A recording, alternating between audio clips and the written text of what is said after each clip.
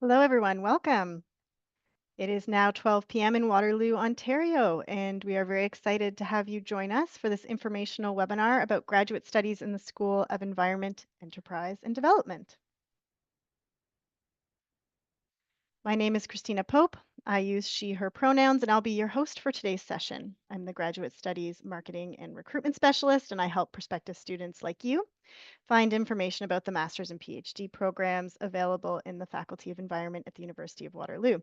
I'm joined today by some amazing faculty, staff, and students who will share their knowledge and insights to you, our prospective student audience. Dr. Jason Thistlethwaite is an associate professor and the associate director of graduate studies in the School of Environment, Enterprise, and Development, which we often refer to as SEED. His research focuses on innovative strategies designed to reduce the economic impacts of extreme weather and climate change. We will also be hearing from Anastasia Sapar-Alieva, who is the graduate program administrator in SEED, and she is responsible for working with graduate students on matters like funding, TA-ships, course registration, scholarship applications, planning defenses, and she's your general point of contact for graduate inquiries in SEED. And lastly, but certainly not least, we'll be hearing from Rebecca Pottage, an MES graduate and current PhD candidate in the department, who will offer a very valuable student perspective. A couple of housekeeping items before we get started. This webinar is being recorded, and you will receive a transcript of this recording no more than 24 hours after the webinar concludes. And in that email that will include the recording, we'll also include any links that we talked about today. If you require a live transcript during the webinar, you can simply click the CC button at the bottom of your screen. This webinar will have a presentation and then a Q&A session at the end. And as an attendee, you're unable to unmute your mic or raise your hand or share your screen, but we encourage you to ask questions through the Q&A box, which would be located at the bottom of your screen. And you can upvote other people's questions that you would like answered as well.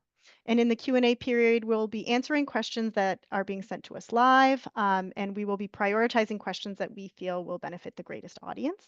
And if your question isn't answered during the webinar, we will get back to you after the webinar concludes.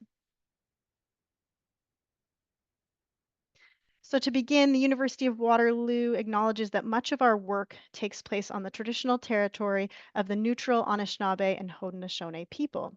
Our main campus is situated on the Haldeman Tract, the land granted to the Six Nations that includes 6 miles on each side of the Grand River. Our active work towards reconciliation takes place across our campuses through research, learning, teaching, and community building, and is coordinated through the Office of Indigenous Relations. And on September 30th, the National Day of Truth and Reconciliation, the University of Waterloo opened the Indigenous Outdoor Gathering Space, which you can see a photo of here, which is a representation of the continuous presence of First Nation, Métis, and Inuit on this territory. And it can be used as an outdoor classroom, but it's also a space for all community members to gather and visit. And it's a space on campus that I visited frequently in the fall when the weather was a little bit warmer. And with that, I will hand it over to Jason. Thanks, Christina. I'm excited to be here today, and I'm excited to have everyone who's participating to listen along. I'm going to start with a bit of an overview of the school, speak to a little bit about who our programs are designed for, go over some of the curriculum and program experience before turning it over to my colleague Anastasia to speak about some of the admission requirements and application process with so ample room for Q&A at the end. Thanks, Christina. We have 2 degrees that we are offering. One is an MES, or Master of Environmental Studies and Sustainability Management. There is a thesis option for this, which is a 2-year program that involves 2 terms of coursework followed by another 4 terms of work focused on your thesis. And we're excited to announce that we also have a course-based option starting in fall 2025. This is a 12-month program, more geared to people who are interested in getting some exposure, some in-depth exposure to sustainability management, but not as interested in taking part in sort of an intensive research project involving developing a thesis. So there is some flexibility between the two programs. If you enter one, you can be streamed into another, and vice versa, depending on your interests. You may show up and be involved in the course-based program and be so excited of a particular area that you're interested in researching that you decide to take on a thesis and adopt a supervisor. And conversely, if you're working on a thesis but decide that, I've got some other opportunities elsewhere for next year, you can easily stream into the course-based program to shorten the time frame that you were here to get that degree. We also offer a PhD in sustainability management. Both our master's and PhDs involve a collaborative water program that is in addition to um, each of these programs. It just really involves taking some specific courses that are related to with a focus on water from with other students across campus. So they're two exciting programs. The PhD, of course, is the more research intensive and four-year program, and I'll speak in a little bit more detail about both of those options on the next slide. Here is an image of our team here at SEED, the School of Environment, Enterprise, and Development at the University of Waterloo. We have a great faculty with a diverse area of interests. We are highly interdisciplinary. Sustainability management is a new area of research. It's evolving. It really takes strands of learning from management studies, but also sustainability science and a lot in between. And that really does reflect the group of people who you see in front of us. We're highly collaborative, and it's a fun group to be a part of. We really do consider ourselves a family here. We love our students, and we really do try and foster a community around each and every one of the different people who you see here in our department.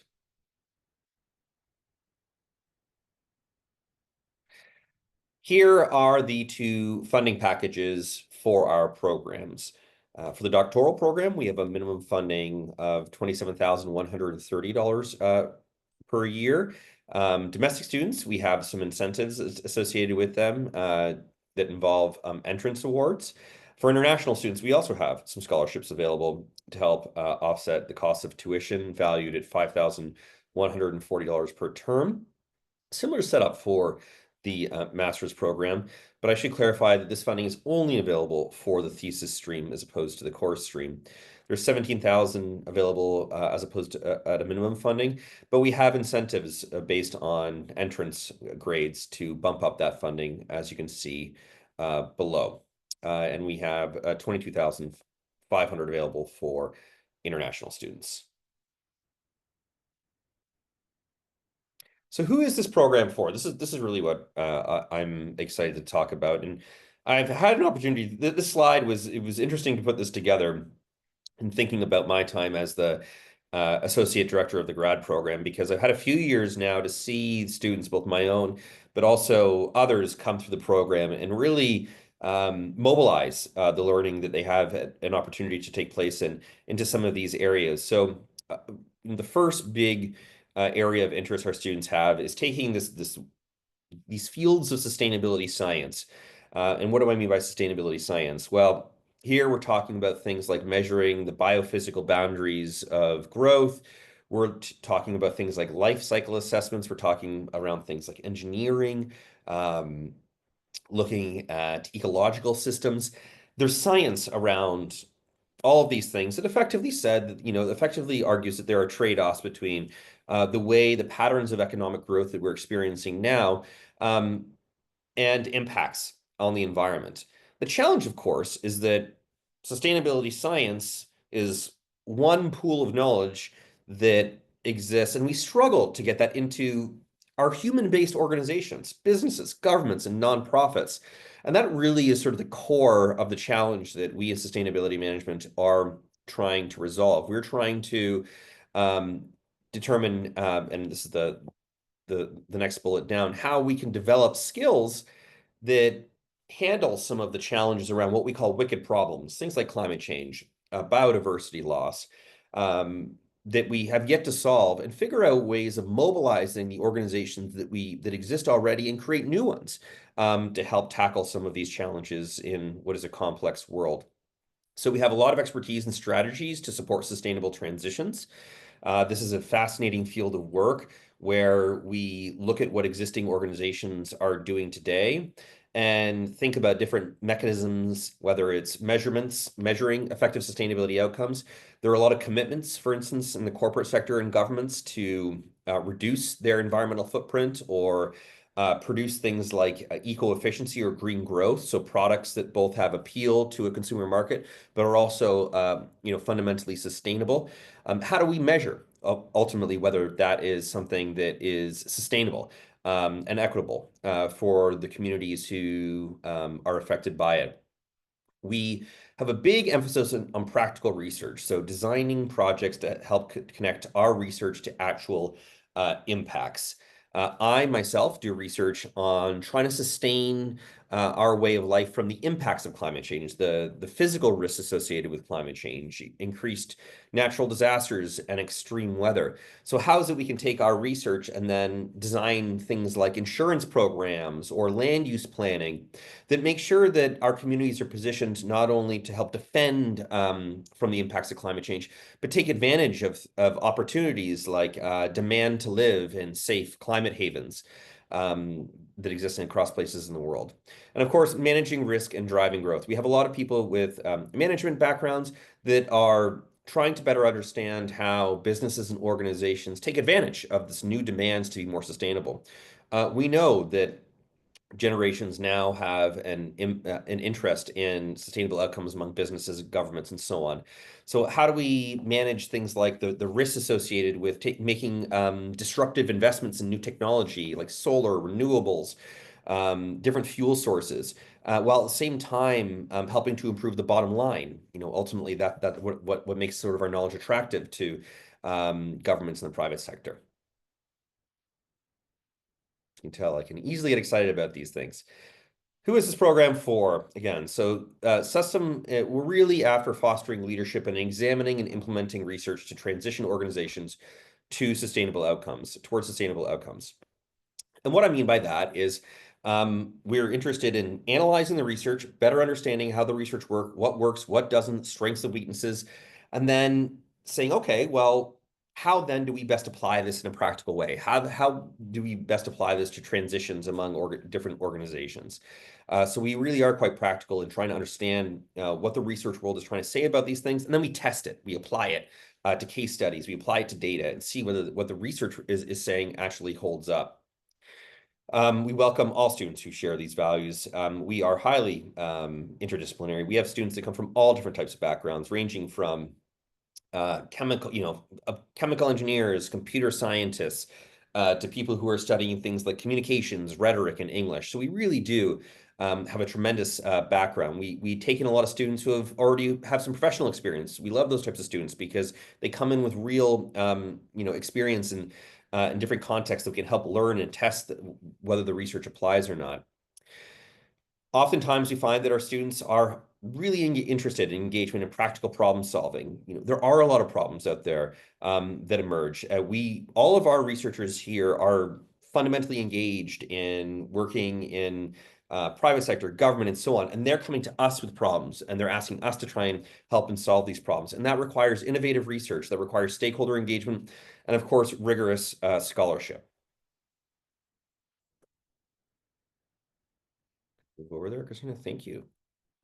Let me speak a little bit about some of the curriculum and program experience. We have a wide range of courses. Some of the courses, I mean, when I look at our course offerings, I truly wish that I had some of the options to take some of the courses that we have in front of us in the Faculty of Environment and elsewhere. So we do have electives and courses that exist across SEED, but also opportunities across faculty. We have not just SEED here, but we've got a Department of Geography and Environmental Management. We have a School of Environment and Resource Studies.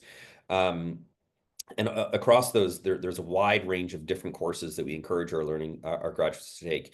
We're also expanding our work in something we called work integrated learning opportunities. So this is something where we're trying to get people to combine some research with practical experience that helps put them in a position for employment once they are done. We were highly supportive of getting students into the field, getting them out there, getting them into the areas and problem areas that they see in front of them. Speaking to my students in particular, I do a lot of research on, well, like I was saying, policies and strategies for how we protect our communities from the impacts of climate change. So my students often end up going to work in the insurance industry. They often end up going to work in the financial sector, risk management, government. And why do they get those positions? Well, because when they're doing research with me or my colleagues, they're going out there and working with these people. We're asking them to do things like interviews, case studies on these particular sectors. So people are able to put a face to a name. And that really helps them flow into some opportunities for employment after the fact. And lastly, I should mention, we do have our collaborative water program. We do have a good expertise here across campus on water, and this program allows you to move not just beyond our department, but beyond our faculty to other departments, engineering, health sciences, and so on.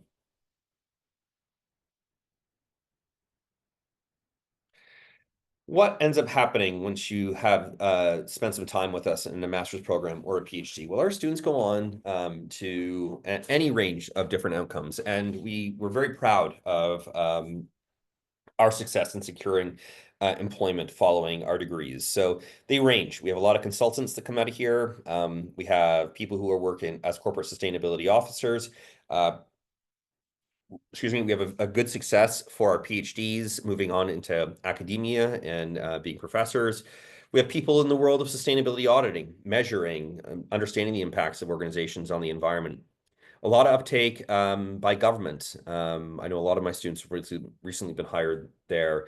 Researchers, policy analysis, nonprofit sectors, and so on. Skill sets that you'll emerge with include both sort of a broad scope of inter and transdisciplinary perspectives and trainings. We really encourage you to be flexible. The way I think about sustainability is sustainability creates uncertainty for a lot of organizations. So when people are trying to think, well, sir, what is my degree all about? Well, a lot of organizations face all different kinds of uncertainty. And because sustainability involves a lot of uncertainty, that experience in dealing with that makes you malleable and flexible to different contexts. We offer excellent training in methods and different analytical tools, both qualitative and quantitative. Some examples is we have some of the best life cycle assessment experts in the country who are able to map out the impacts of from product birth to product death, for instance. We have a big emphasis on communication, writing, and research skills. Of course, if you're not able to communicate the case around sustainability, we're not going to go very far towards achieving it. We are a very welcoming community. I'm happy to say that across the department, we have a lot of people who are always in the office.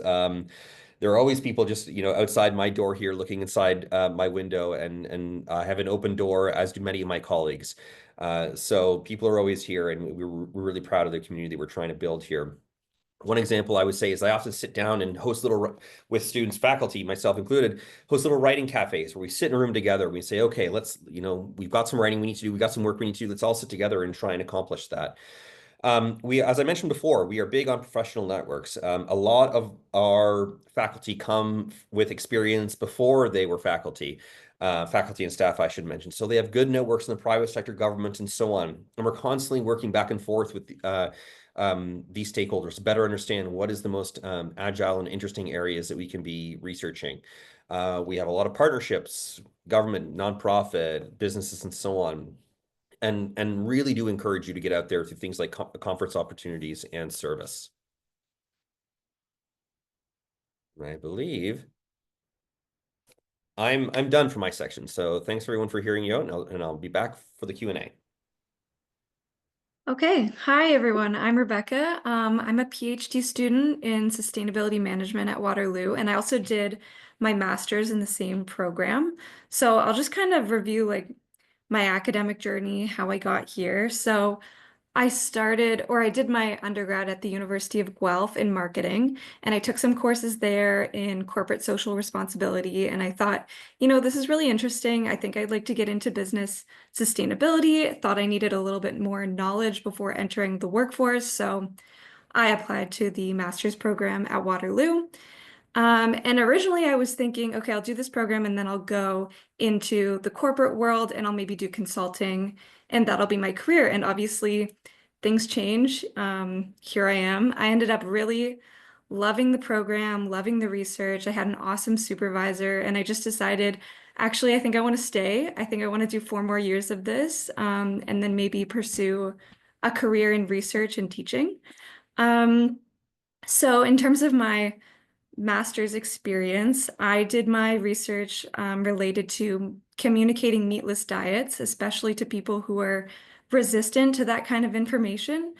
So more in the consumer behavior, psychology, communication side of sustainability. But my peers were doing research in small scale fisheries, microbreweries, the energy transition, the big five personality traits related to water conservation. I had a peer working with Tennis Canada on their sustainable events. Like the things that you can research and explore feel endless. I'm sure if you have an interest in something, you can find a way to research it. So that's something really great about the thesis-based program.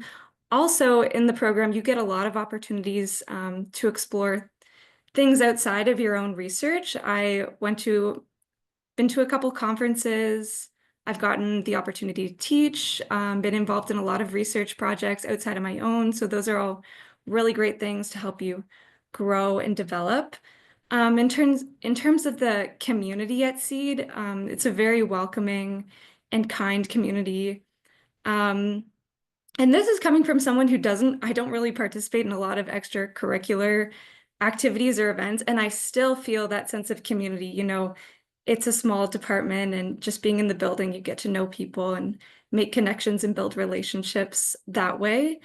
Um, and then just, I guess, a little bit about the PhD program. I just started in September, so I'm pretty new to it. But if anyone is considering the program, just to put you at ease a little bit, they do not just throw you in the deep end and ask you to swim. Like, it's very supportive. They want you to succeed. The faculty is amazing. It's so nice, so kind. And they kind of guide you every step of the way, or at least that's how I've been feeling. And it's been really challenging, but it's been challenging in a good way. And so yeah, I've obviously really enjoyed my time at Waterloo because I'm back again, and I recommend both programs. They're awesome. They give you lots of opportunities to explore and develop. And yeah, that's really all from me. So I'll pass it on to Anastasia. Hi, everyone. So, with all being said, how do you get here? How do you get into our programs? I'm going to talk a little bit about admission requirements. So, for our master's program, the minimum admission requirements are a 4-year undergraduate degree with at least 75% average in the last 2 years. And your degree can be from any discipline. I get a lot of questions about, oh, I've done degree in psychology. Do I still qualify? Like I haven't had any sustainability courses previously. Is it okay? So yes, the answer is yes. Any degree you have, engineering, health, arts, social sciences. We have students with all kinds of background. So do apply. If you haven't had any sustainability courses previously, that's okay as well, because we start you off with the foundations and like theoretical framework. So you will get a chance to immerse and start learning about sustainability. Uh, so the way application process works, you first submit application, you pay the application fee, and then you'll have to provide some required documents. So the required documents are your resume, transcript, supplementary information form, 2 academic references for master's program. And if you are an international student, then we would need a proof of English language proficiency. We accept pretty much all English language tests. The most popular are TOEFL and IELTS. We do not accept Duolingo, however. You can find the tests that we accept on University of Waterloo admissions page. But if you have any questions, you can also reach out to us. So some of the things I'd like to comment on or sort of like give you tips on the required document side is resume. Make sure you're uploading the most recent one. We've had some cases when a student uploads and then it turns out like that they're not working in their position anymore, but they forgot to update. So just look through that your professional experience, your education is up to date. Transcripts, please make sure that your transcripts have all the information like your degree name, the date that the degree was awarded, transcript, and usually the back of the transcript gives like legend for grades, like what the A is equivalent in percentages, what like if you're on from university which uses 4-point GPA system, then also it should have like that little legend explaining what grading the university uses. Of course, the scans should be easy to read, not blurry copies. What else is if your degree was from a different country and the original comes in a foreign language, please make sure you scan the original transcript and provide translation into English. Supplementary information form is essentially like your statement of interest. So in 500 words, you would need to say what area of sustainability management you're interested in, what are your ideas, how your previous background, both professional and academic, prepared you to undertake this research topic. And then the second part of it is in 300 words, you would need to indicate which professors you are interested in working with. So for question 2, I recommend you to look at our seed faculty profiles and identify professors who work in the same area that you are interested in doing your research in, so that there would be a good match. I also recommend, if you have access, to read their at least couple of articles to see what exactly they do, if you're really interested in that, like if there is a good fit between your future goals and what you want to do with the work that professors are doing. References, since it's research-based program, we need academic references. So someone who has taught you before or worked with you on academic research projects, basically a person who can comment on your academic skills, writing, research, presentation, and so forth. And English language proficiency, that's kind of pretty clear. Like if you meet the scores, sometimes we get applications when one section is slightly below. For example, if students don't get like 26 on TOEFL in writing section, like maybe 25, 24, you can still apply.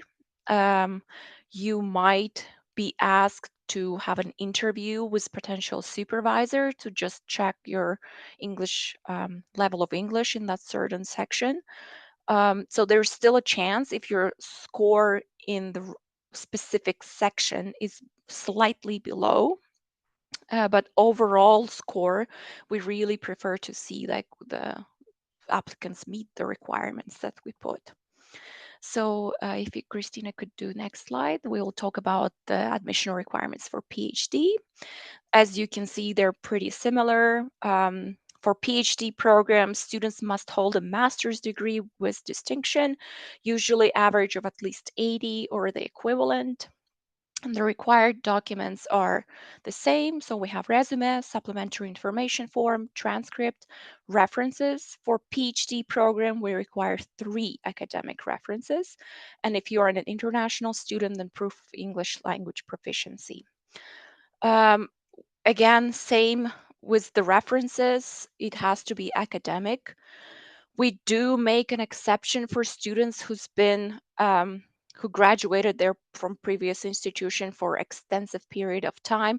We could potentially accept one professional reference, but that professional reference should also be able to speak to skills that would be relevant for PhD program.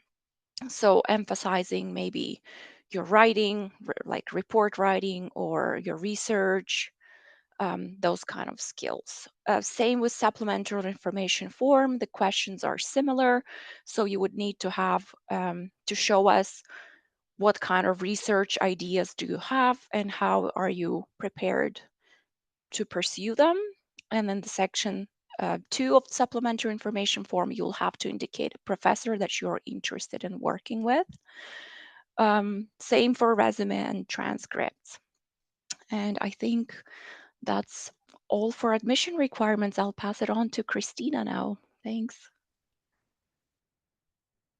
Thank you very much. I'm going to round out the presentation with a little bit more information about admissions requirements. For our international applicants, if you're wondering how the academic requirements translate into your country's grading system, the University of Waterloo does have an international admissions equivalency page. And this is a good start in order for you to see how your country's transcript translates to our minimum admissions requirements. It's a helpful guideline. It doesn't guarantee admission, but it's a great start, and I've just put it in the chat right now. Anastasia did touch on this, but on the topic of English language proficiency, we do accept a number of tests, including the TOEFL and the IELTS.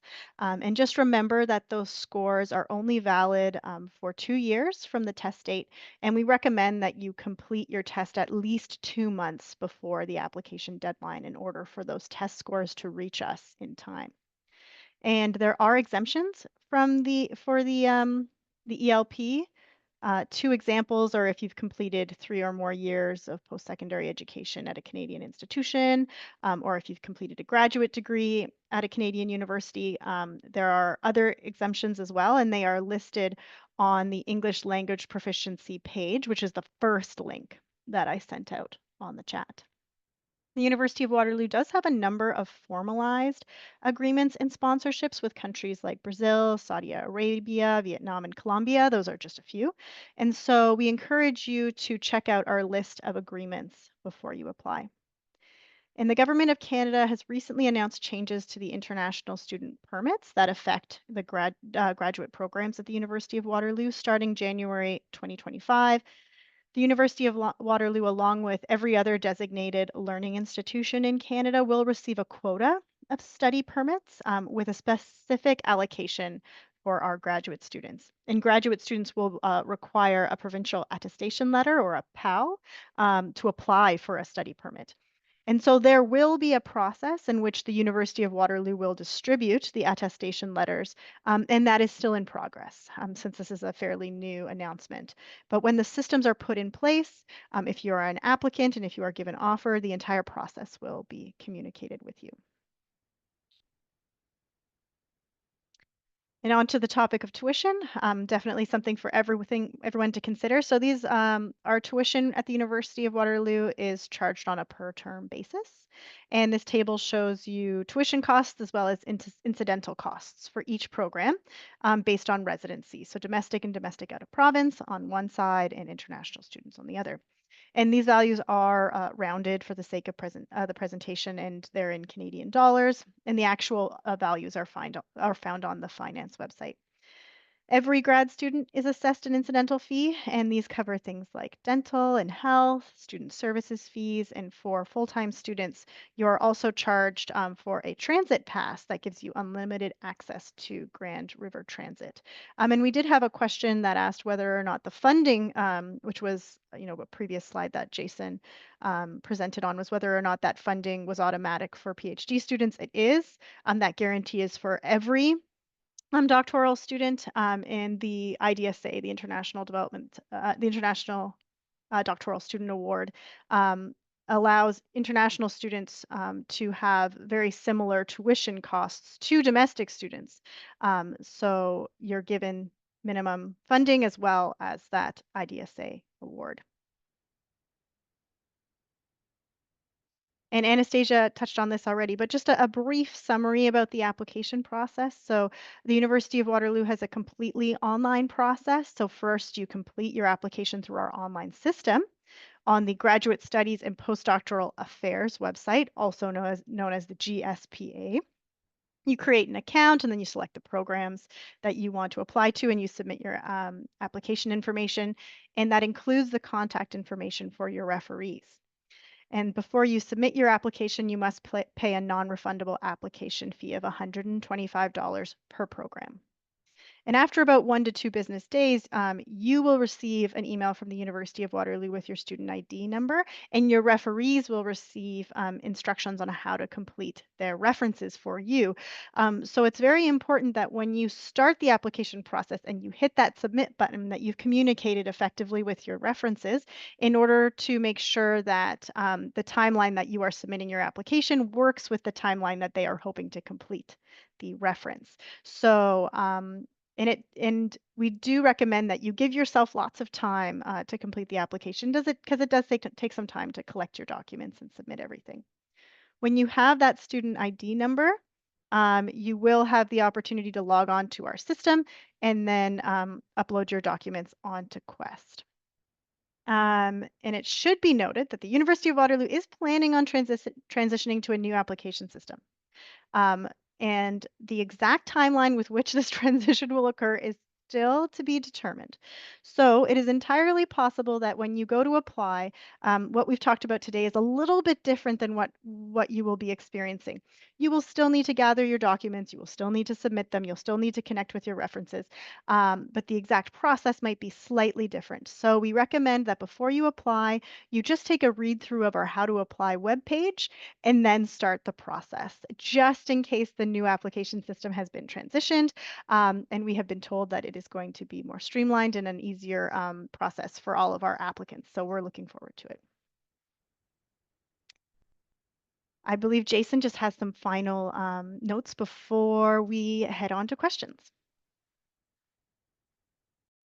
Yes, thanks. I'm hurriedly typing as many answers as I can in the Q&A.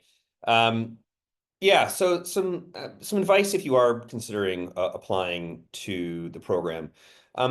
Ultimately, we really are interested in students that are able to express how they fit into the field of sustainability management. And I know most people do not have an explicit background in sustainability management. So if you are applying to the thesis masters or the PhD, we'd just like to hear a little bit about what your interest in the area is and what you'd like to research. That gives us an opportunity to best understand your fit. As I mentioned in the Q&A, if you're interested in doing a uh, a master's thesis or a PhD thesis, it would be worthwhile to email a supervisor and speak a little bit beforehand about your interest. You will be having a relationship with that supervisor who will guide you through the completion of your thesis. So it's important to basically understand whether that fit is right for you moving forward. It is worthwhile understanding the different degree type and program types. As I mentioned, our thesis-based programs are more research intensive and designed for you to take a much more thorough dive into in-depth dive into the research on sustainability management, whereas the course-based programs allow you to understand the field, understand different components of it, but are a little bit more applied. It's also worthwhile to consider opportunities for funding. So if you are admitted to the PhD or the master's program, your funding will in large part come through TA-ships, being a tutorial assistant as a part of another course, which is a great experience. I really enjoyed my time doing it. But there are opportunities for other forms of funding, such as research assistantships, where you are not working as a TA, but actually doing research directly as a part of a project with your supervisor. So this is why it's worthwhile to reach out a little bit beforehand, even if it's just to Anastasia and I, and ask a couple questions about those opportunities, or a potential supervisor who may have funding that we, for instance, might be unaware about and is willing to help support that type of work. It is worthwhile to be aware, as I'm mentioning, about the role of the supervisor and the supervisor's style in thesis-based programs. Ultimately, these are programs where you yourself are going to be responsible for producing a research-intensive document, original research that helps advance knowledge in this space. And our supervisors oftentimes have different styles towards that. Some are a little bit more laid back and give space and allow students to think and give room for their own advancement. Others are more structured. I'm certainly a bit more on the structured side, where we'll bring you in as a part of a research team and be meeting a bit more regularly. So you have to think about how that matches up with your own work style. Always best to reach out and ask questions beforehand. The more that we have an understanding of who you are and what your interests are, the better we can help provide a fit in our program. Okay. Thanks, Christina. Excellent. Thank you very much. And thank you to all our presenters. It's now time for the Q&A portion.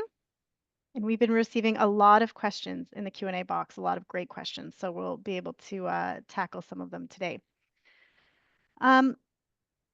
We have been receiving a lot of questions about the supervisor process, connecting with a supervisor, finding a right fit. And so I'd like to throw the question first to Rebecca, and I was wondering if maybe you could lend a personal perspective on how you reached out to your supervisor, and maybe some tips or for our prospective students.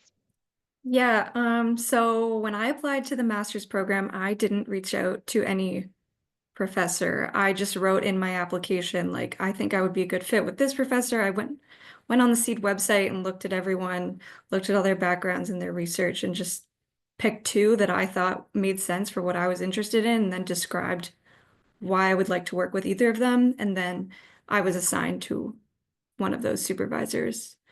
So yeah, and then after that, I obviously emailed her and reached out that way.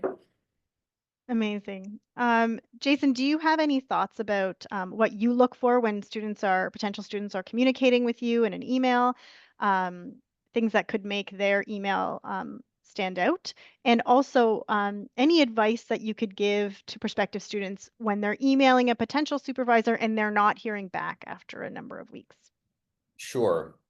So it does benefit you to have done a little bit of research beforehand on what the supervisor's interests are. Sort of a blanket email saying that I've done this in the past and I'm interested in your supervision may not get a timely response. So having, the students who I generally respond to have said, oh, I've been on your website, I've seen your research profile, I've looked at a couple of your publications. I've looked at something that you have written. A lot of us feel free to Google us. A lot of us have more information on our websites than that you can find centrally. And speaking about an interest in our area of research really goes a long way to making a fit. It's a reciprocal relationship when it comes to supervision. We want our students to succeed and help advance, but we also want to help advance our own research at the same time by having you be a part of the team. So I think it's important to just reach out beforehand and give a little context and think a little bit more about specific interests that may relate to the supervisor as opposed to sort of boilerplate emails that I have an interest in sustainability management. Will you supervise me? Excellent, thank you. Rebecca, we had a question from someone who doesn't have an environment background. And I remember you saying that you come from a marketing background. So I was wondering if you could speak a little bit about how it felt coming into the sustainability management program, and maybe some of your cohort may have had more environmental knowledge than you, how it felt, whether or not you felt the courses brought you up to speed, anything that you think would be valuable to the viewers. Yeah, I had no environment background, no science background, nothing, just a business background. And I had no problems, coming into the master's program. They really give you the background information that you need to go off and succeed and do your own research. And I found it incredibly interesting. And just for background information, I'm not a science or math person. I'm not very good at those things. So it was fine. It was great. I liked it. Excellent. We had a question about the opportunity for work integrated learning in SEED, whether or not there's opportunities for co-op internship, project collaboration with different organizations in order to gain that professional experience and grow a professional network. Jason, is there something you'd like to add to that? Yeah, good timing. I just answered that question. So whether it's research-based, so on the research side, the students that as I mentioned, that will come into the program, a lot of my research is very practical. So I'm getting them to go out there and speak to people in the private sector, or speak to people in government.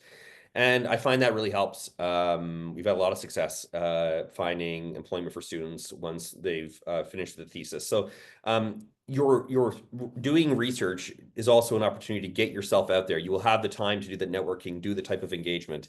For the course-based program, we are going to have a project-based course in the spring term where we're going to be working with the university's work integrated learning folks. And there we'll be providing opportunities for things like internships, working with a partner that is external to the university. So we're absolutely recognizing a need to help bridge out and get people out there into working in practice. Thanks. Jason, I think you might be able to tackle the next question as well. We were receiving a lot of questions about like the flexibility of the program. So people who are asking questions about being able to take the program in another location other than Waterloo, or the potential of taking it part-time while also working. Yeah, we do accept part-time applications. On the thesis side, this really does come down to whether the supervisor is interested in supporting a part-time student. I will say for the PhD program, a part-time degree is difficult. A PhD is designed as a full-time degree. And we know life happens, and we do have successful folks who do a part-time PhD, but you'll have it can be a challenge. Your courses will be stretched out over a couple of years. We have a comprehensive or what we call a qualifying exam that you will have to take to demonstrate that you have sufficient comprehensive knowledge of the field. And studying for that can be quite onerous. So it's a little bit easier on, I'd say, on the master's side because the degree isn't as long, but really it comes down to sort of an individual circumstance and whether or not a supervisor is willing to support it. Your first years do have in-person classes that your core classes are in person. So you will have to be here for those first at a minimum 8 months. Excellent. We did have a question about the acceptance rate for MES and PhD students. And I didn't know if anyone had something to add to this, but when we look at an application for a student, if they're academically eligible, my understanding is that in the whole Faculty of Environment, we really do try to find supervisor fit for every applicant that's academically eligible. So I would say from a faculty perspective, if individuals are academically eligible and their research goals match those within the department, we really do try to find a supervisor match for each one of those individuals. Is there something else you want to add about the application process or finding those matches that you think would be valuable to people who are concerned about the acceptance rate? Sure, just typing away at more of these questions. I'm sorry if you heard it in the background. I forgot to mute myself. The acceptance rate actually varies on a year-to-year basis. And so in some years we have big acceptance rates, higher acceptance rates, and some years it comes down. A part of it depends on really it comes down to fit. If you have an interest in an area. So one of the things that I'll say is that a lot of our faculty have ongoing research projects. If you want to do a master's project that aligns and fits with one of those research projects, your acceptance rate is going to be higher because these faculty have positions that they need to fill as a part of a broader research. So that's why it's so important to have a bit of a conversation, particularly on the research side with your supervisor.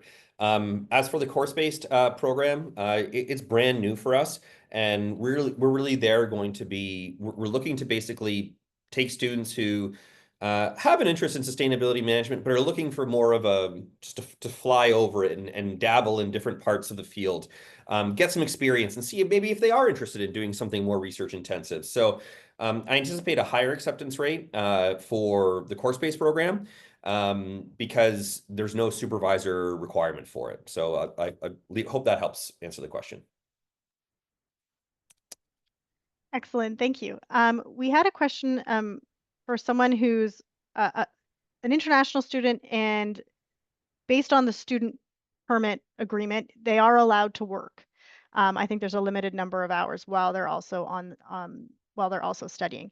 And I thought maybe we could use this opportunity, Rebecca, for you to talk a little bit about the course load and the time it took to complete your sustainability management program, and whether or not you took on any part-time work, or whether or not completing the program as a full-time student, whether or not that would be manageable with any other type of side work.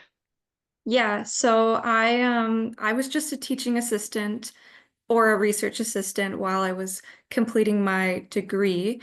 But I would say it's like sometimes sometimes in your degree it's going to be busier than other times. So if you can have like a flexible part-time job outside of it, I think that would work. I chose not to because I didn't know if I could manage something when things got busier and then when they got slower again. So that was just my personal decision. But I think you could work outside of the program if it's flexible. And yeah. Yeah, that makes a lot of sense. And it might be difficult to find employment in an area that understands that your priority number one would be a student, and then the work would be a second priority. And that's why TA-ships and are such a valuable component of the sustainability management program. Jason, did you want to talk a little bit about TA-ships for students?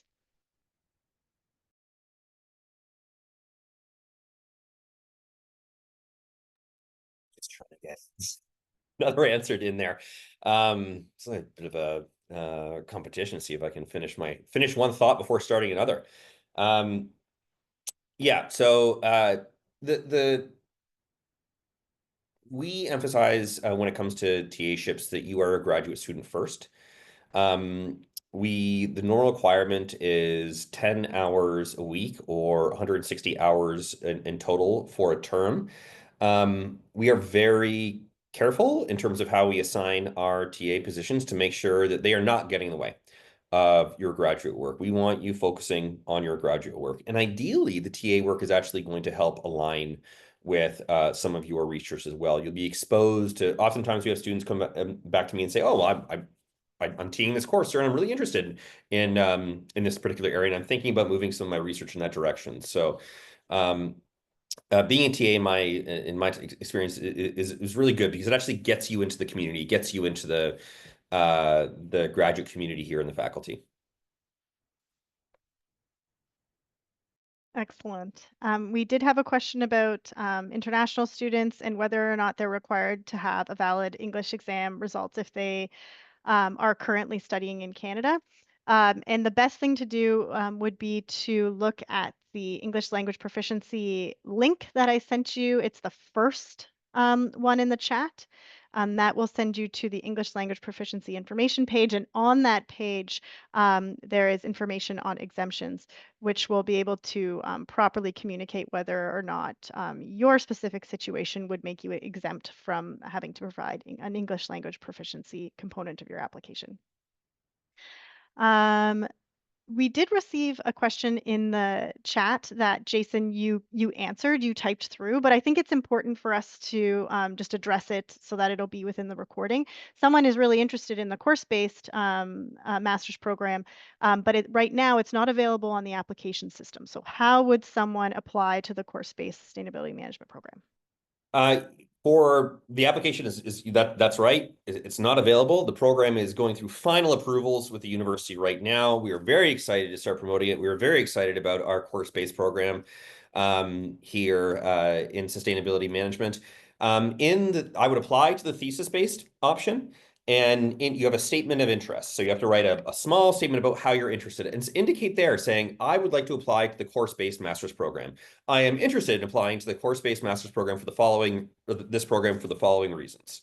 So just indicate in the statement of research interest that you want to do the course base. That's a good question. We're almost there, and I apologize for that in advance, but we're very excited to welcome our course-based masters if you are interested. Excellent. Anastasia, we had a question from someone who's currently in a master's program and they're applying to a PhD program, but they're still within their master's program and they're wondering how the application process works when they're submitting a transcript and it's not 100% complete. Yes, so students are encouraged to still submit the application, and you would provide interim transcript from your current educational institution. So however many terms you have completed, you would have a record of that. Then once you finish your degree, you will be asked to provide the final transcript, which will have information that your degree is completed and what your final grade and degree is.